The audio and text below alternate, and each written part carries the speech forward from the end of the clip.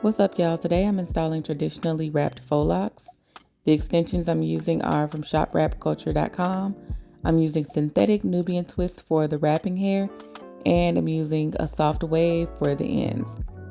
I'll be sure to link the extensions in the description box.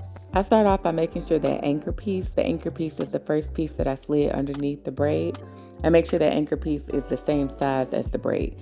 That's going to help you with weight management and helping to make sure that the lock is not too heavy for the client's hair to hold.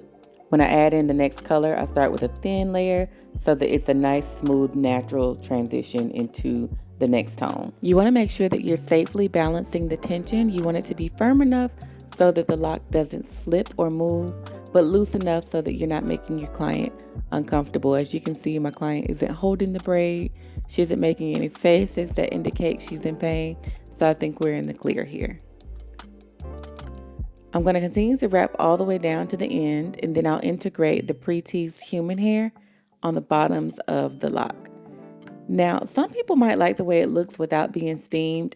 I prefer the hair to be a loose wave, so I take this and I steam it in warm water, and boom, nice and relaxed. This is beautiful, lightweight. She can move her hair in any direction. Like and subscribe for more.